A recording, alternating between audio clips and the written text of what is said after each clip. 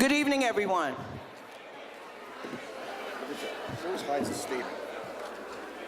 Good evening, everyone. The Newark Board of Education meeting for Tuesday, March 25th, 2014 is called to order. Good evening. In accordance with the Open Public Meetings Act, NJSA 1046 et sec, adequate notice of this meeting has been provided by advertising in the Star Ledger and Nuevo Coquille, Haiti Progress, and Luz Americana newspapers, and by distribution to the administrative offices of the Newark Public Schools. A copy of the meeting notice was also forwarded to City Hall for posting. This is a regular advisory board meeting for Tuesday night, March 25, 2014. Thank you. Please stand for the flag salute.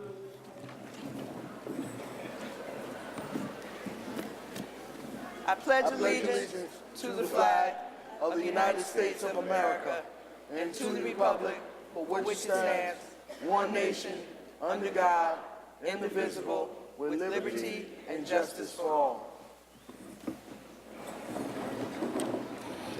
Roll call. Mr. Hassan. Mr. Kenny. Here. Mr. Lewis. Here.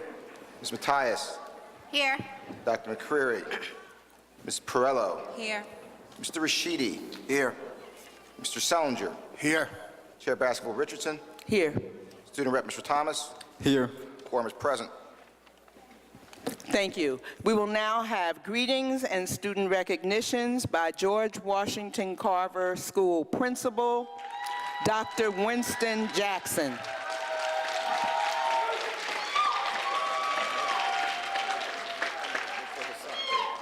Good evening. Board Chairperson Basketball Richardson, board members, central office staff, Network Superintendent Leon, the NTU, CASA, community stakeholders, parents, and scholars. I welcome you and bring greetings on behalf of the administrators, the staff, the scholars, and the Student Council President of George Washington Carver, standing next to me, Ayanna Wallace, Bruce Street School for the Deaf, Seek Academy, and Thrive Academy. Welcome to George Washington Carver School and the Advisory Board and the Newark Board of Education meeting. I'd like to share a few highlights with you about our school.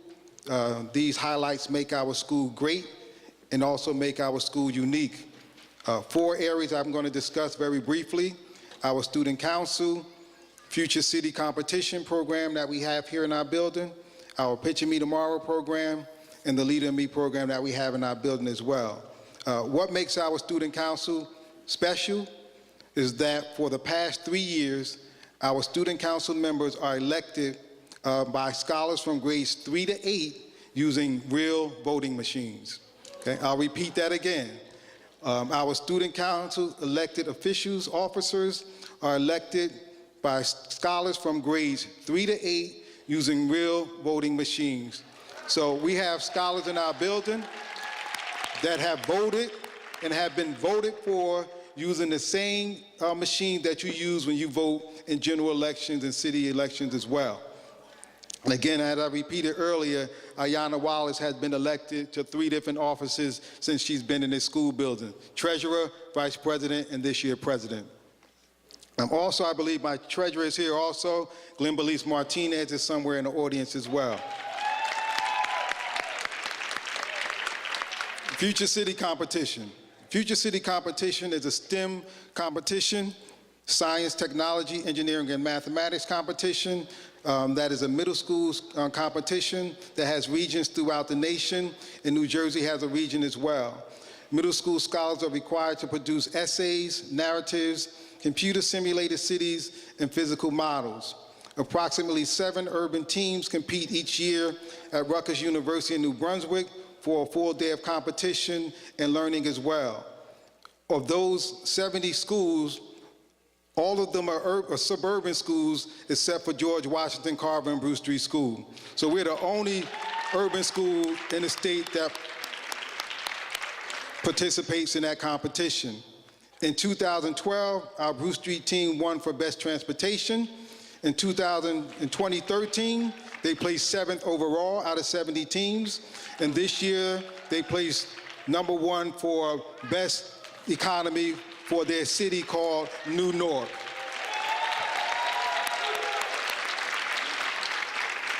This year's event was memorialized in the Sunday Star Ledger on January 26th, just in case you want to look that up. Picture Me Tomorrow program. All across the state, all across the country, there's controversy on how scholars should come to school on Halloween, but we don't have that problem here.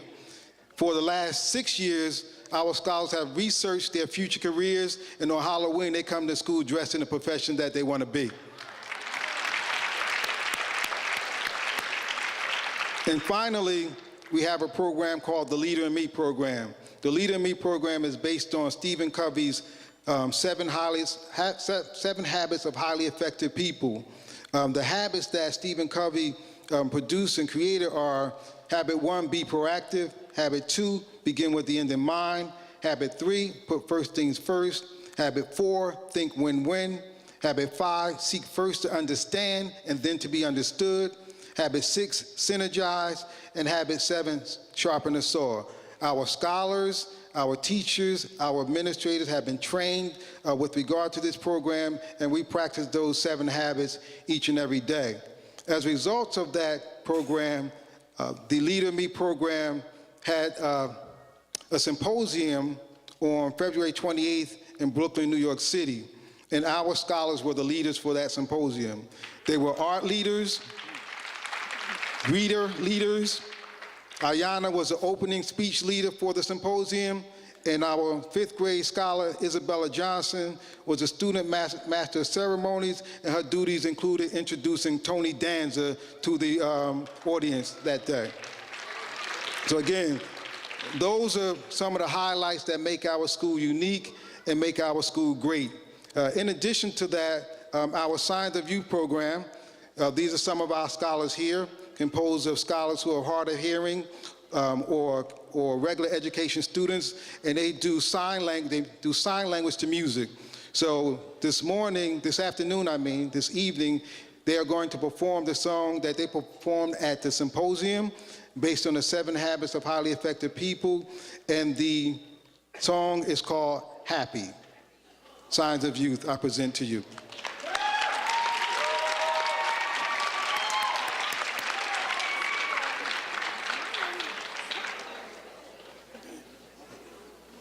So our Signs of Youth program is under the direction of Ms. Martinez, one of our Bruce Street teachers.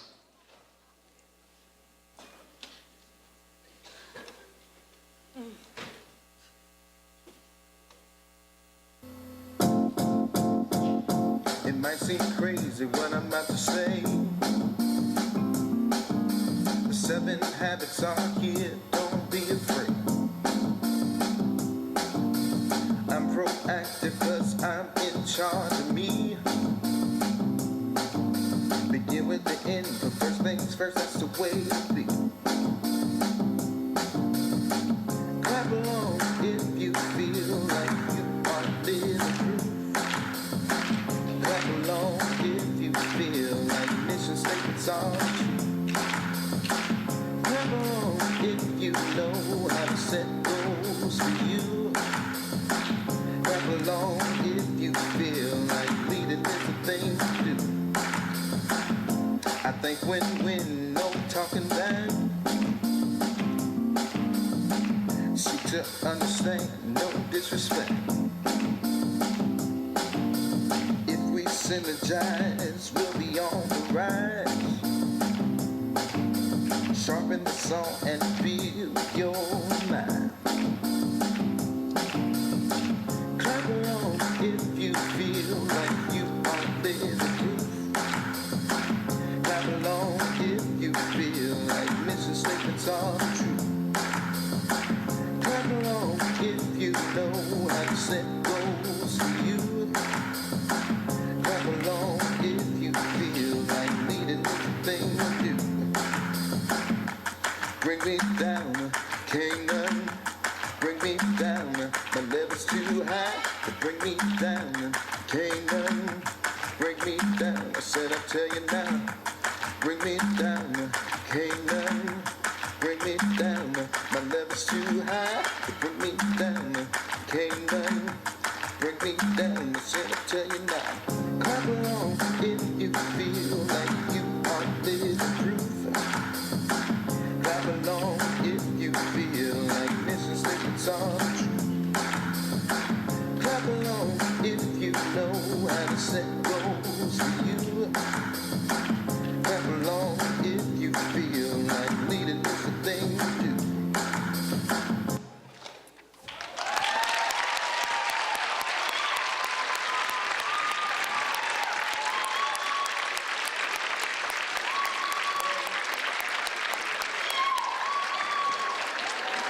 So before I leave the mic, I just want to inform the community and advisory board and everyone in the audience that it has been my pleasure and my honor to serve as principal of George Washington Carver and Bruce Street School for the last 9 years.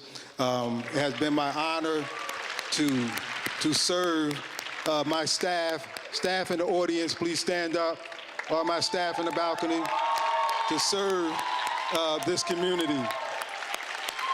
And on our way out, we'd just like to welcome you by giving you our thank you and our congratulations greeting that we do each and every day and each and every morning when something great happens. And having an advisory board or board meeting here in our building is something great. So on the count of 1, 2, 3.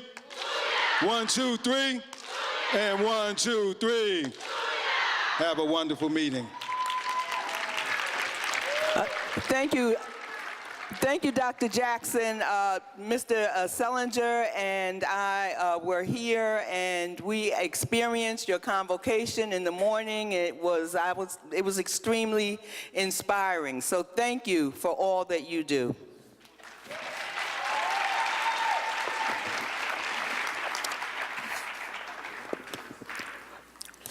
We will now move to item 5. I'm sorry? Okay. Mr. Jackson, I wanted to say to George Washington Carver Elementary School, I want to say how amazing the students were here tonight.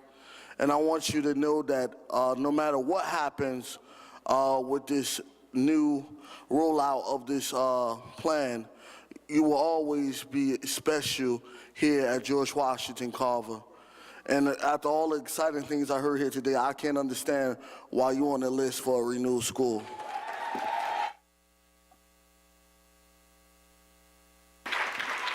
Thank you, Mr. Lewis. We will now move to item 5, approval of minutes. Madam Chair, Yes, Ms. Matthias. I'd like to make a motion to add the minutes from the board retreat on September 25th, 2013. Okay, so the motion is to Add- amend the agenda to add. Add the minutes from the board retreat on September 25th, 2013. Okay, thank you, Ms. Matthias. Is there a second? Second. Mr. Sellinger. I think that's Mr. Lewis. Mr. Sellinger's mouth moved first. Okay, all right, okay, all right. All right, we'll go with Mr. Sellinger. All right, so this is a motion to add the... Gotta be louder, Mr. Sellinger. I'm sorry. We gave it to Mr. Sellinger. So this is a motion to add the September 25, 2013 minutes to the approval of minutes section in section 5. All in favor? Aye. Any oppose or abstain? That carries. So we've amended to 4 sets of minutes now. Okay, so now we need a motion to actually vote on the minutes. Okay, so now we need a motion.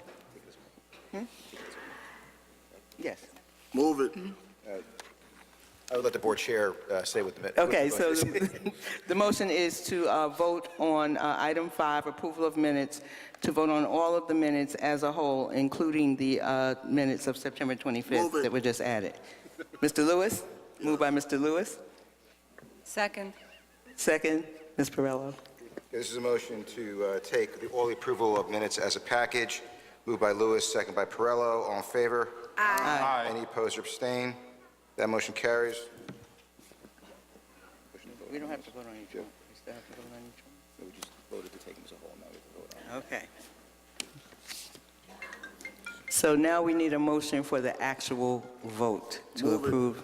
Mr. Lewis, second? Second. Second, Ms. Matthias. This is a motion to vote to approve each one of these minutes. Moved by Mr. Lewis, second by Mr. Tyus. Mr. Kenny? Yes. Mr. Lewis? Yes. Ms. Matthias? Yes. Ms. Perello? Yes. Mr. Rashidi? Yes. Mr. Sellinger? Yes. Chair Basketball Richardson? Yes. Motion carries. Minutes approved. Yes. Dr. McCready. Oh, I'm sorry, McCreary. Dr. McCree. I see. That's a yes, thank you. Record reflects Dr. Crees, yes. Thank you. We'll now move to item 6, Parent Recognition, Constituent Services Committee. Chair Kinney. Thank you, Madam Chair, and to all those who decided to attend tonight. First, before I even go into recognizing our esteemed parents, I'd like to recognize a couple of schools for doing a wonderful job with programs and doing a number of different projects this month. Want to recognize Fahim Ellis and the principal at Weequahic High School for scheduling a college fair, which was well attended by students in the school who for the first time this year was exposed to colleges and actually had the opportunity to ask questions regarding their future. Hopefully, and he actually made this part of his mission next year, is to do a college fair in October rather than wait till the latter part of this year. So I'd like to recognize Principal Fahim Ellis as well as Kelly Williams, the Vice Principal, and the amazing staff at Weequahic High School. I also want to recognize Malcolm X Shabazz, which finished #1 in the state of New Jersey, who ran through the state, and brought pride to the city of Newark with their talents, showing what we can do in the city if we invest in our students and invest in our programs. So I'd like to recognize Malcolm X Shabazz. I also like to recognize Eastside High School, who finished 2 points short of a clean sweep by Newark Public Schools. And, they did a wonderful job and a wonderful run. I also want to recognize a couple of people who were able to turn around programs because of sheer will and making sure that their commitment to young people is shown and done the right way. First is Julius Mumford, the football coach at Central High School, and Sean McCray, who's here tonight for doing a wonderful job at Central High School, who decided to take a program which was started in the neighborhood, and actually he's producing some young people who are actually college and career ready. And that's something that we have to do, is take people who are in our city to invest in our city. So I just wanted to recognize those people. I had to. Also I got to recognize from my colleague to my left, Oliver Street School, which received the Samsung Award. They received $140,000. Let me say this again, $140,000 in data and equipment. So we got to recognize them for what they were able to do to bring money into the district because of the things they are able to do if we invest in young people here in the city of Newark. So I wanted to make sure I recognize that. And last but not least, I cannot go without saying, there are a group of parents in the city of Newark who have not given up on neighborhood schools that they feel belongs in the neighborhood where they actually live. And I wanted to recognize a couple of people who are always available to other parents, to teachers, to principals, and they just continually to remain active in their school. One is Hassan Manning. I keep praising his name because Hassan Manning at Maple Avenue, he's not giving up. And again, he's a father who said, I care about my school, and he also the peers that attend the school with my children. So I'd like to recognize Mr. Hassan Manning, and also Tawanda Dardell and Veronica Branch from Grove Avenue School. It's important for me to recognize them is because they brought to the board awareness, what it means for a neighborhood school, because their house is in the same neighborhood where Grove Avenue School is, and when their school closes, they have to walk, a longer distance to get to their child's school, and they keep fighting the issue that neighborhood schools must be preserved, neighborhood schools must be an option, it must be a real choice. So I wanted to recognize them because sometimes organizing and getting your word out is not magnified for people that agree with you. I agree with your fight. In fact, most of the board members up here, in fact, not most, all of the board members up here agree with your fight. The neighborhood schools remain open, and we stand with you and we salute you. Each day throughout the district, hundreds of parents are making a difference in our schools, supporting their children's academic success by volunteering. The Newark Public School Board Constituent Service Committee wishes to recognize and express its appreciation to those parents and community members who devote their time, share their talent and resources with children, staff, and administrators to improve the quality of our schools and the lives of children. Each month, this board will continue to recognize parents and guardians who support our district-wide parental involvement program, consisting of activities focused on parenting, communicating, volunteering, learning at home, decision-making, and community involvement. Nominated by their child's school administration, we are proud to announce tonight's award recipients. First, honorees, Mr. Eric and Mrs. Keisha McCovery. Let me give you a little background for Mrs. Keisha McCovery at Alexander Street School. Mrs. McCovery have been a part of Alexander Street School family for over 10 years. They have actively participated in all school functions and are valued members to our school community. They currently have 4 children, all attending Alexander Street School, which is a Newark public school. I'd like to recognize another young lady. Her name is Shirley Young from Malcolm X Shabazz High School. A very dedicated Malcolm X Shabazz volunteer, a PTSA member, and an I-Reform graduate. Ms. Shirley Young helps post-parent involvement, assists with setup of parental workshops, and is always willing to help students, staff, and administration. Ms. Young is a concerned grandparent of academic success of not only her grandchildren, but of all Newark scholars. That's Ms. Shirley L. Young. I would like to recognize Chancellor Avenue's own Ms. Christine Powell and Clarence May. Give them a round of applause. Proud parents of a 5th grader at Chancellor Avenue School, Ms. Powell and Mr. May are involved in the school community in many ways. They have consistently participated in our parenting education programs. They represent our families in the family-friendly walkthrough process, and most of all, they always volunteer at our school events. That's Mr. Clarence May and Ms. Christine Powell. Let's give all our parents a round of applause. And that is Danico Matthias' old parent.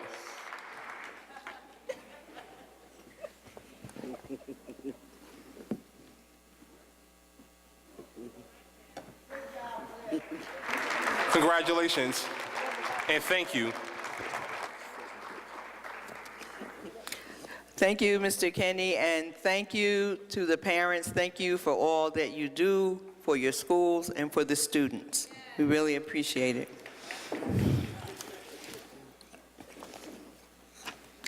We will now move to item 7, report of the student representative. Mr. Thomas. Thank you, Madam Chair. You're welcome. The month of March has been a time of sedulous preparation and implications for both the future of individual students and that of the city. In regards to students, the future of many seniors has been further molded as a myriad of colleges' acceptance letters either have or will have been distributed by the end of this month. Undoubtedly, this solidification of students' goals and aspirations has rendered most of this month to be an anxious period, but also a time of celebration and elation as the district has the opportunity to see so many of its students embark on the next step in their respective journeys. Also, aside from the anxiety possessed by many seniors awaiting their college acceptances, some juniors have expressed apprehension and confusion in regards to their requisite precautions and preparation for the SAT. Thus, in an effort to alleviate some of the complications, it should be noted that all juniors or seniors attempting to take the SAT should register for the May 3rd or June 7th test as soon as possible, as the deadline for the May test falls on April 4th, only 10 days from now. Those wishing to take the June SAT have some more flexibility before the deadline, which falls on May 9th, but should still be aware of the process, which involves creating an account on collegeboard.com and selecting Register on the home page. Apropos of the future implications for the district, one endeavor that has been sustained by students is the Youth for Baraka group that continues to promote mayoral candidate Raz Baraka as we approach the mayoral election.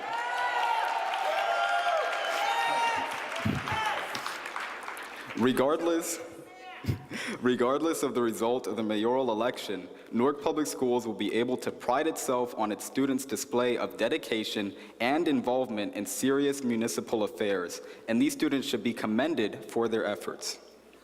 In addition to students' involvement in the mayoral election, another significant development that has occurred this month is the preparation for the application process for the Advisory Board student representative position.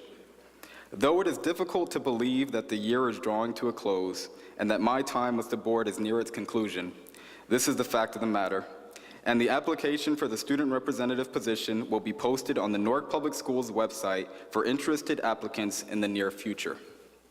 Clearly, this month of March has proved that even in the later stages of the year, Newark Public Schools remain fruitful with student activity in an effort to achieve our goal of becoming an excellent school system. That concludes my report, Madam Chair. Thank you. Are there any questions from any members of the board for Mr. Thomas at this time? Yes, Mr. Lewis? Madam Chair, Ms. Thomas, I want to tell you, you have been an excellent student rep, and you have truly made a mark for whoever replaced you on this board. My question to you is with about the student rep application. Do you believe that this process that the students are going through right now for the student rep is a good practice?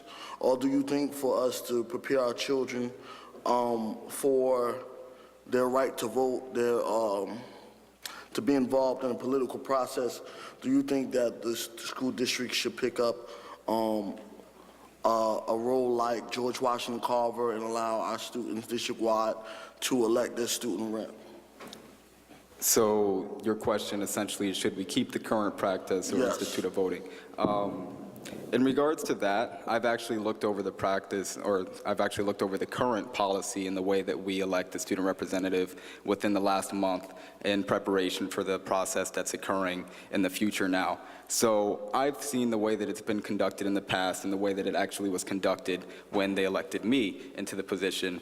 And I have to say that although the idea of having the students vote is tempting, and it was something that we actually talked about and discussed in preparation for this, we decided, and I also thought about this myself, that if you do have that voting process, then what you do is now you put the students who are running for the position in a position where they need to begin campaigning, they need to get their voice out there, and that could be somewhat distracting from their academics, which ultimately is the #1 concern. If we're Newark Public Schools and we're trying to get 100 excellent schools, we want 100 excellent schools with academics being the primary concern. So that was one of the more unfavorable aspects of having a voting process, is though you do give that democracy sort of feel to the process, is that then you take away the #1 concern in a public school system, which is academics. Good job. Good job. Thank you. Any other questions for Mr. Thomas? Mr. Kinney? I just wanted to say I'm proud of this young man. That's all. Thank you. Thank you. I think we all are. Thank you.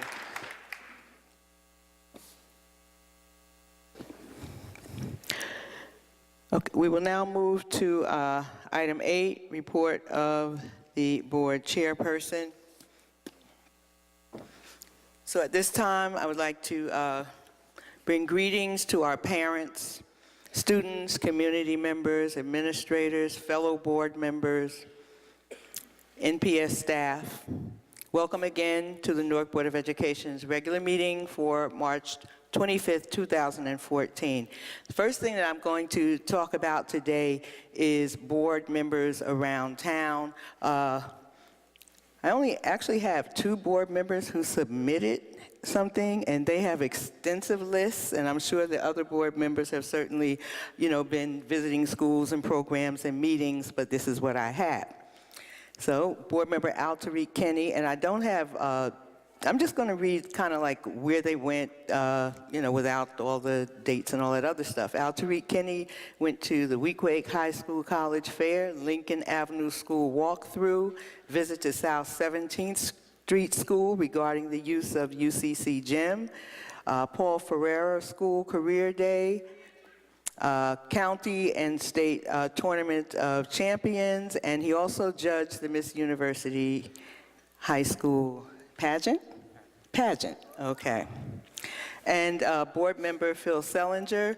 I'm going to read a list of schools. Mr. Sellinger actually read books to students for Celebrate Read at each of the following schools: Cleveland School, Speedway School, Louise A. Spencer School, Madison Avenue School, Quitman Street School, Camden Street School, McKinley School, and Wilson Avenue School, and he also attended a Sussex Avenue School Career Day.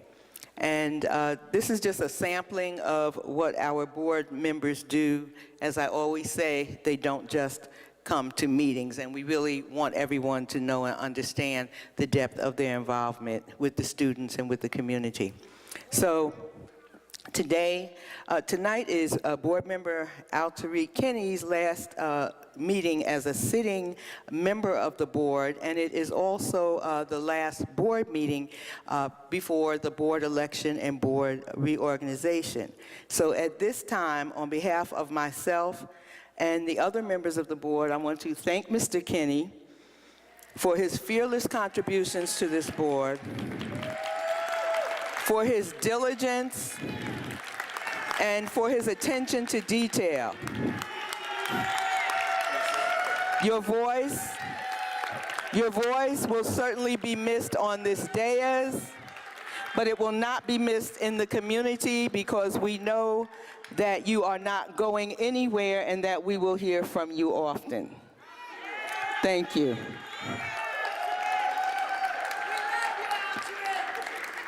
Please note that the date of the public hearing, and Ms. Wilson, our BA, will make an official announcement, but I already had it here to mention that the budget hearing has been changed to Monday, March 31st at Barringer High School. We encourage members of the public to attend the budget hearing. It's very important. The Finance Operations Committee was presented with high-level overviews in committee, and the entire board met in executive session yesterday regarding the budget. We were made acutely aware of the cuts that Superintendent Anderson plans to make in the district, but we have not yet seen summary school budgets and are still waiting for specific information regarding programs that will be implemented or expanded. So in that regard, we have received less information than we received last year at this time in terms of detailed information. I must at this time regrettably address the ongoing blatant disrespect of Cammie Anderson for the Newark community. She is moving ahead. She is moving ahead full throttle without regard for the opinions of the parents of this duly elected school board, or even Secretary of Education Arnie Duncan, whom Superintendent Anderson is reported to have met with and refused even his request that she slow down her reform plan in Newark. Even more insane and appalling is that Superintendent Anderson has given humongous raises to a few folks within her circle of senior staff. And do not interpret this to mean that every person in a high-level capacity has received a gigantic raise. But I do want to say that in this climate, when the superintendent is planning to dismiss hundreds of teachers, when she has dismissed hundreds of Newark residents from central office and school positions, when she won't even give cafeteria workers and nurses and custodians, the people who do the hard work day in and day out, when she will not give them a raise year after year after year, it is unconscionable. It is unconscionable that she is giving a small circle of people raises, and that the majority of those raises are between $15,000 and $60,000. This is not okay. Cami Anderson calls herself an activist. So an activist is defined as one who follows the policy or doctrine of taking positive, note the word positive, positive direct action to achieve an end, especially a political or social end. So what we see here is the misuse of language. We see the language of social activists being co-opted or stolen and used by a so-called reformer to justify an attack against our city. To put it simply, Cami Anderson is no activist. Cami Anderson is a coward who refuses to face the ordinary citizens who pay her salary and whose children she is responsible for educating. However, I am encouraged by what I see in the eyes of the children in the Newark Public Schools. Our children are like children everywhere. They are eager, they are innocent, and they are influenced by what they hear from adults. I wonder how it affects them to grow up from preschool and kindergarten through high school, constantly hearing that their teachers are no good and that their schools are no good. I think we should all be careful about what comes out of our mouths and how it affects others. I see happy children who love their teachers and their schools. And our message should be to improve their schools and support their teachers, not close their schools and fire their teachers. I am also encouraged by the mood of optimism in our city, by the feeling that, as we know, trouble don't last always. Some people, however, some people are confused. Some people want a quick fix without doing the work. A lot of people want the governor to sweep Cami Anderson away. A few people want me to be nice to her so she will come back to us. But guess what? Power concedes nothing without struggle, never has and never will. Frederick Douglass taught us that. The governor will not do anything about Cami Anderson until it's in his best interest for him to do so. Not for us, for himself. I met with Cami Anderson just last week in an attempt to communicate.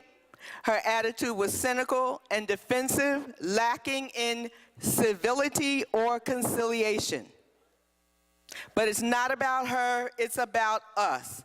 It's about those who haven't yet joined with those relentless parents and students and true activists in Newark who are taking a stand. It's about sending our message to the White House, to Arnie Duncan, and to President Obama. It's about building a strong house that will withstand the storm. It's about the support that we are getting from our city council, from our assembly and our Senate, who are also fighting this battle in the way that they can as elected officials. As I say every month, we in Newark are ready, willing, and able to tackle the issue of how to best educate our children, ready, willing, and able to pick our own superintendent. And I hear that from charter school parents as well as public school parents. I hear from charter school parents that agree that Newark should have local control and pick our own superintendent. So we are vigilant, and we must be vigilant. We must stay the course for the children in Newark. We must resist the total destruction of the Newark Public Schools. This board will continue to meet. We will continue to handle our business, the business of the board. And though I don't venture to speak for all of the board members, on some things you can only speak for yourself, although I know that there are board members who agree and who do act as I am ready to say, and that is that I and others will stand with this community into a new era, one of self-determination for the education of our children. And this is not just because we feel disrespected by Cammie Anderson and the governor, although we do. It is because we have valuable contributions to make. It is because our voices must be heard because of what we bring to the table. Because this is our Newark and because we believe in Newark. Thank you. Second.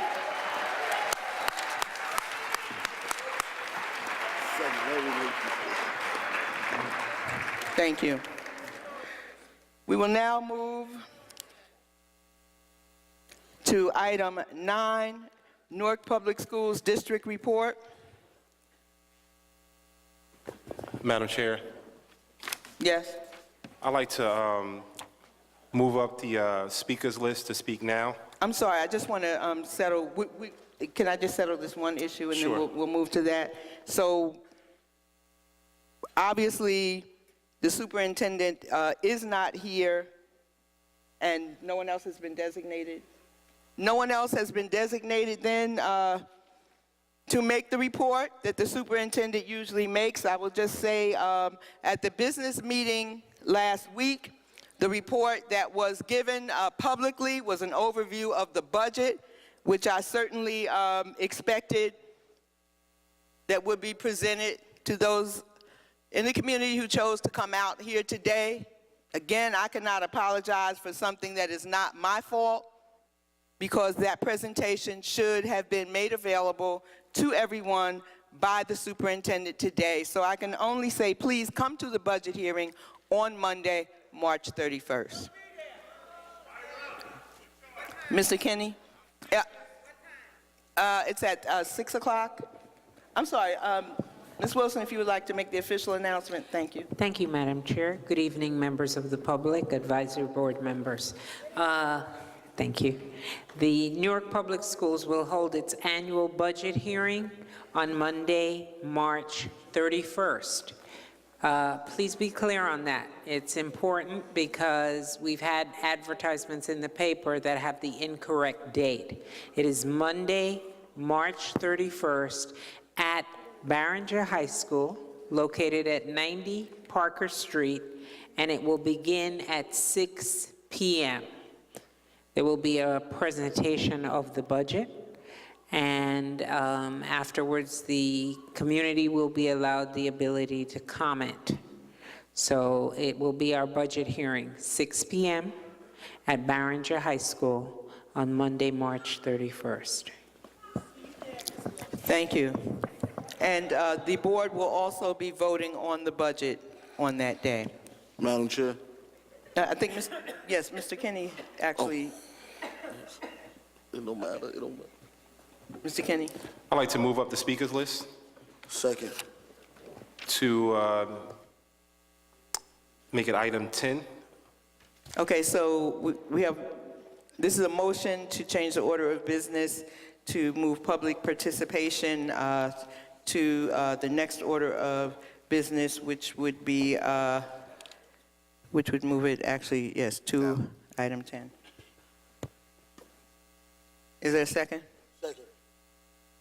Okay, this is moved by Mr. Kenny and second by Mr. Lewis. Is a motion to swap out the public participation to make that this item 10, and moving the votes to item 11, right?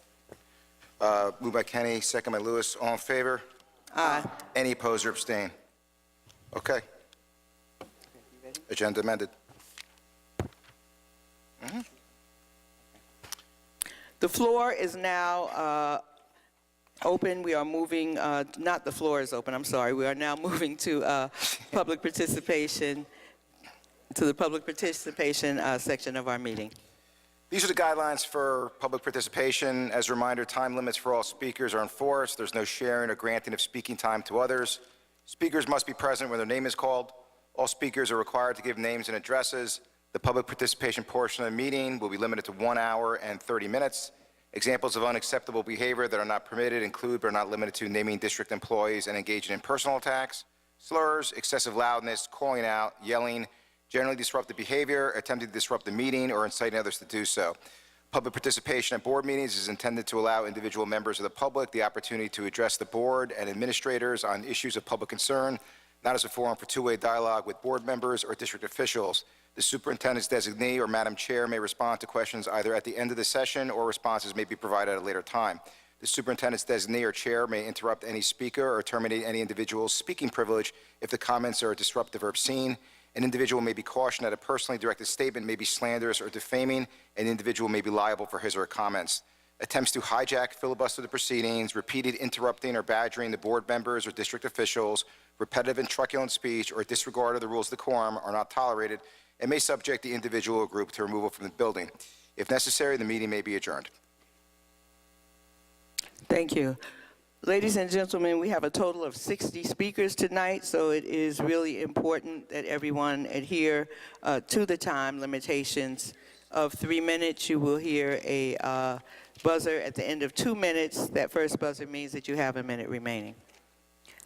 Our first 8 speakers are students. The first speaker, Poppy Roberts,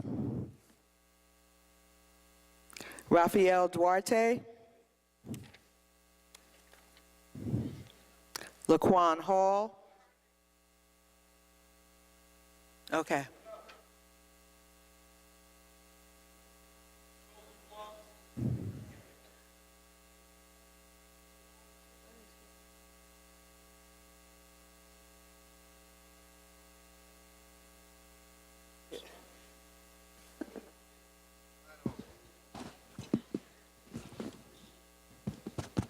Excuse me, is there any way to move the podium so that we can actually see the speaker? Is this okay? If I come up right here in front? Well, no, we actually need, is it possible to move the, not for you to move it? Is it possible to move the podium, Mr. Saligay, so that we can, is that, yeah, we can't see the speakers. I don't mind.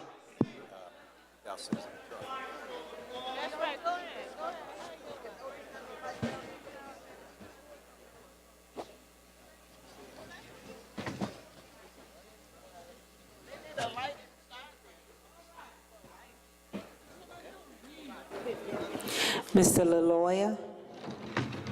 Mr. LaLoya, meet me on the side. All right. I'm good right here, bro. That's Good right. afternoon, everyone. Excuse me, sir, if you could please address those of us on the stage. Thank you. Okay. Good afternoon. Good afternoon. Good afternoon, everyone in the crowd. All right. My name is Laquan Hall. I live on 61 Slide Street in Newark, New Jersey, and I attended Hawthorne Avenue School through grades 6 through 8. Before I came to Hawthorne Avenue School, I felt like I had no opportunity outside of my neighborhood. I felt like nothing could be accomplished without drugs or a gun in my hand. I felt like I couldn't reach my level of potential that I knew deep down inside that I had. When I came to Hawthorne Avenue School, that was the first time in my life that I just felt peace and love, like I actually had a family. The principal and the staff, they showed nothing but love, and they told me what it is to be a real man. They told me that black men isn't supposed to succeed in today's society. They told me that you gotta pull up your pants and that you gotta present yourself as someone that's worth to get respect. They told me that they was gonna be there for me, and that all I had to do was follow the rules, and everything could just fall into place. I started doing well in school, and I started reaching my potential. I passed New Jersey Ads through grades 6 through 8 when I failed them before. Actually, we didn't have them before, but I passed them grades 6 through 8. But I wasn't doing good in school. All my grades got better. I progressed, and everybody in my school progressed. We all came together as a family. Hawthorne is our home. Hawthorne is our home. And you mean to tell me that the superintendent is just going to take that away?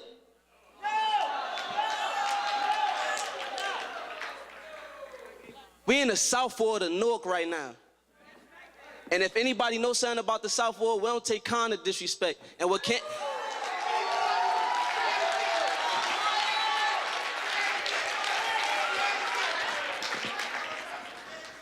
What the superintendent is trying to do to Newark Public Schools, that's just plain out cruel, heartless, and disrespectful. And we're not taking kind of disrespect right now. We're not gonna let it happen. So before I leave this mic, I only got 2 requirements. One is that we keep Hawthorne Avenue School open, and two is that the superintendent must go.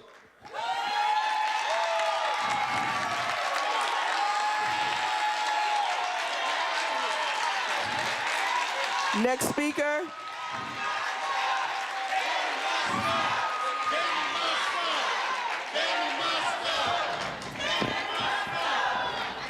Next speaker, Pedro Alcavar.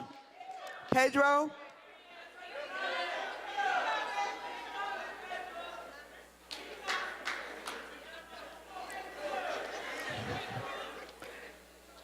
After Pedro would be Najima Scott.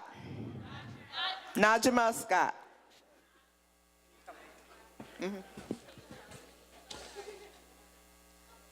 Hello, my name is Pedro Alcavar, and I am an 8th grade student at Hawthorne Avenue School. In the 2010-2011 school year, I transferred to Hawthorne Avenue School from a private school. And when I first came, I was nervous until I saw how different Hawthorne was. I had never been in a school where the principal stood outside every morning with whether there was a blue sky, rainfall, a blizzard, or a hurricane. Our principal, Mr. James, was there to greet us and tell us to work hard every day, and that if we worked hard enough, we would accomplish great things in every aspect of our lives. Then I was informed that I was going to be a part of the Hawthorne Avenue School Young Men's Academy. I asked my classmates what I had to do to join. They responded, you don't have to do anything. You're already a member because you go to the school. In the Young Men's Academy, we participated in workshops that addressed social issues like peer pressure and staying out of gangs and refusing to use drugs and alcohol and being bigger than our circumstance. The academy was more than just a focus on books and grades because our advisor knew that our social issues had an impact on how we performed in school. Mr. James brought men to speak to us who understood our struggle. Men like Dr. Lenworth Gunther, Dr. Jawanza Kinjufu, Counsel Roz Baraka, and even his own father, Reverend James. It didn't stop there. In my 7th grade year, I would always hear the staff saying things like Hawk Pride, and this is going to be our year. Our teachers and administrators talked to us about achievement targets and said that we had to hit the targets. Little did I know that the targets that the principal set were higher than the district and state targets. Lo and behold, they were right. Our students showed the most growth in the district last year. We met our targets in literacy and exceeded the math target by double digits. We ranked number 3 in the state of Hawthorne for student growth among schools with students like ours. We ranked number 7 in the state of New Jersey in overall academic achievement. Most importantly, we had 3 consecutive years of improvement in student achievement since I had come to the school. I thought that education is about making students better. I thought that when students in schools meet their achievements target, it was a good thing. I thought that when a school makes consistent annual progress, they're moving in the right direction. This is why none of my classmates and I understand why the superintendent has chosen to list Hawthorne as a school to be closed, sold, or taken over by schools, especially schools that we have outperformed. There is no logic in this decision. Superintendent Anderson, on behalf of the students of Hawthorne Avenue School, we determine that you leave our school alone. We love our administrators, we love our teachers, and we love each other. Hawthorne Hawk Pride is real, and you should know that what you are attempting to do will impact our lives in the future. If you are about students and embrace student growth, then I am eagerly awaiting your announcement that Hawthorne Avenue School will stay open with Mr. James as principal and the teachers and staff in place. Thank you. Thank you.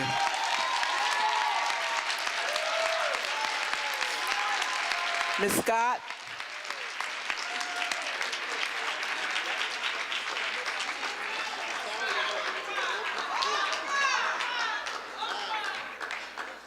My name is Najma Sky. I attend Girls Academy in Newark on Muhammad Ali. My name is Najma Sky, and I attend Girls Academy in Newark. My brother attends Madison Elementary School, and I think that you shouldn't replace the public schools with charter schools because these charter schools are failing. I'm just trying to figure out how you know what these public schools are like when you're not from Newark, you're from New York. Also, for my last remarks, I see you take little pictures with the public schools to show off what a good superintendent you are when you're really not. You need to come up with a solution to make public schools better, but putting charter schools and public schools is not the solution. If you can't do it, you must go.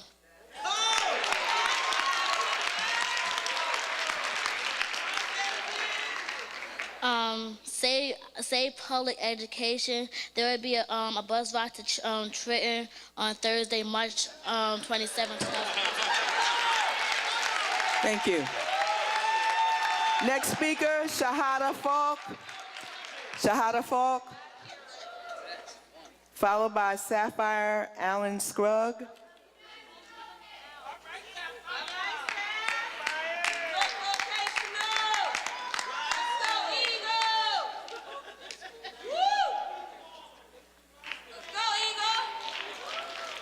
Hey, Mom, I'm talking.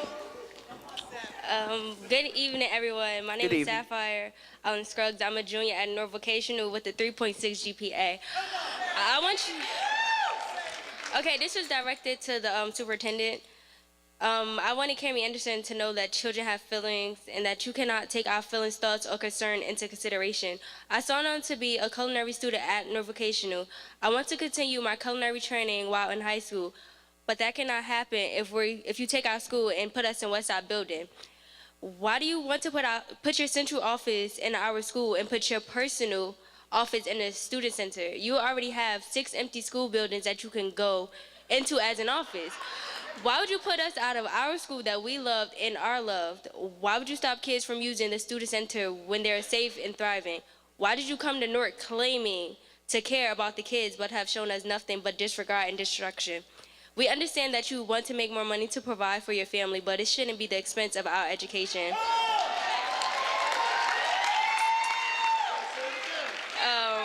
And stop. Our city is not for sale, neither are the schools, and we NPS students are not for sale. Thank you. Khadija Bati.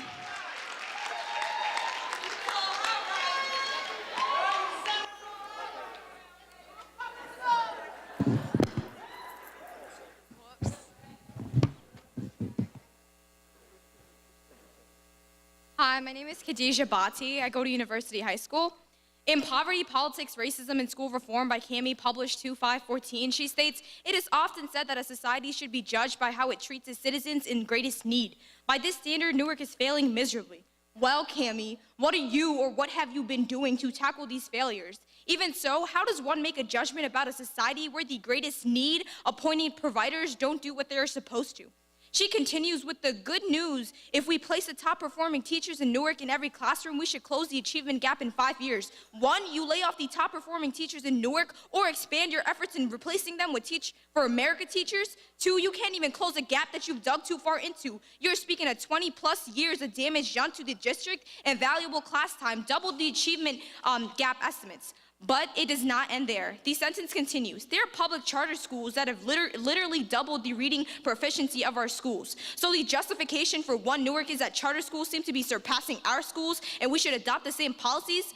The next paragraph continues with her sad story on how people and their opinions have been detrimental to her. But it's time to awaken from your fantasy, Cammie, and enter the reality where people challenge you and question your ethics. How does a district become the village Cammie wants when it takes a village to raise a child, especially a child facing much injustice that Cammie describes, that same injustice that becomes a facade and continues to be ignored? Her closing paragraph states, 5 years from now, history will show we either succumb to local and national forces to cement inexcusable racial and socioeconomic inequalities, or that we bonded together to forge a new future. Walt that out. Although 5 years from now, if Cammie is still around, Newark Public Schools may reach the highest dropout rate of all time. This time, it won't be from crime or any other factor, but her policies that drive out the best and brightest teachers. Her privilege for speaking for others and assuming what's right or wrong for us Newark kids is what is causing retaliation now. Newsflash, Cammie, this is not the 16th or 17th century. Us kids are not the commodities Christopher Columbus pillaged for.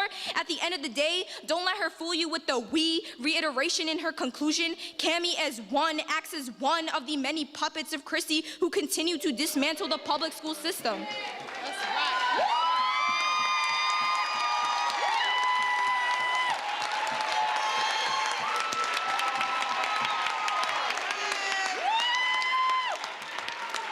Could we please just have a special round of applause for the students who spoke tonight? I just thought they just did so well.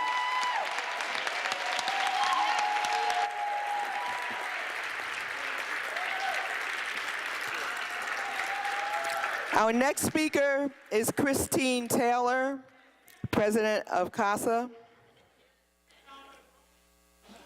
Ms. Taylor? I'm sorry, could you come down here, please?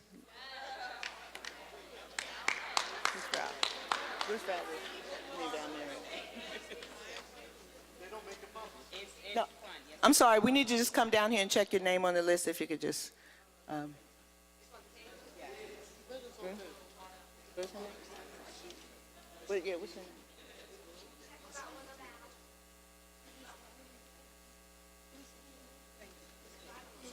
What's her name?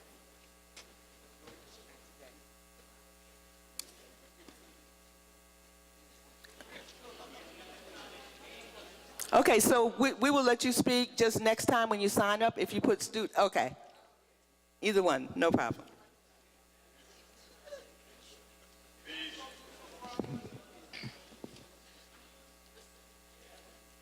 Sorry about the confusion. Good evening, Jamani Montague, 588 Huntington Street, and I'm here with Youth for Baraka. On Friday, March 7th, both teachers and students all over Newark were in uproar. Ms. Anderson's personal letter to teachers, sent during the middle of the school day, as if purposefully intended to disrupt the instruction of Newark students, informed teachers to prepare to be fired next year, regardless of their effectiveness or their impact on students. She had the audacity to send the letter, not to parents to inform them that their children's teachers will be replaced, not to students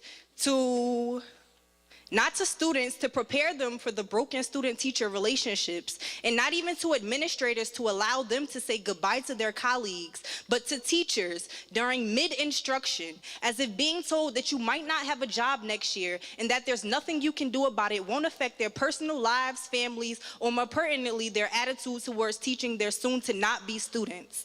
The letter says that teachers need to be cut to accommodate the decreasing number of Newark students, but why exactly is enrollment decreasing? Cammie knows that students are going to charter schools and schools in other districts. I know parents who risk themselves to lie about their residency, to drive their kids to other surrounding cities each morning just to avoid sending their child to a Newark public school. Parents know what's happening, and they don't want their students to be a part of a corporate takeover that chooses profits over people.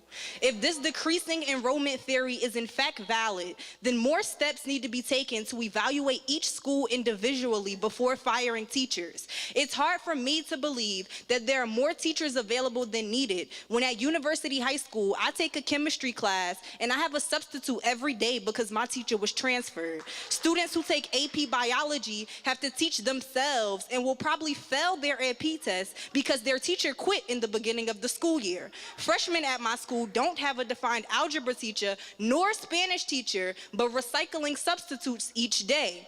These students are not learning without certified teachers in the classroom. And if anything, we need teachers, and I'm sure that other schools can relate to that. Reducing teachers create problems that Cami Anderson obviously either hasn't considered or doesn't care about, such as larger class sizes. Classes are already too big, and making them bigger will make it even harder for teachers to teach and more difficult for students to focus, causing test scores to drop and students to fail. But that's all a part of Cami's plan, to make public schools seem like failures so that charter schools can buy their way in. The corporate takeover of the Newark Public School District is negatively affecting the way that high school administrators are enforcing policy. At university, we're missing teachers in classrooms, we have teachers in the school library doing nothing, and there are more students failing than ever before. These issues, however, are not being addressed. We're having symbols about uniform and not about how we can still learn despite not having teachers in the classrooms. I was kicked out of the library for not standing up during the Pledge of Allegiance, but students are failing and no longer have consequences. Every Newark public school feels as if they're on the chopping block, and because of that, the administration is more focused on making their school look structured and unified rather than making sure that students are being educated in the classroom. I don't come to these meetings for me because I'm leaving in 3 months. I come because I care about my little sister who's in the 4th grade and my mentee who's a freshman and every other Newark Public School student who's being set up for failure under Superintendent Cami Anderson, and someone has to do something. Thank you.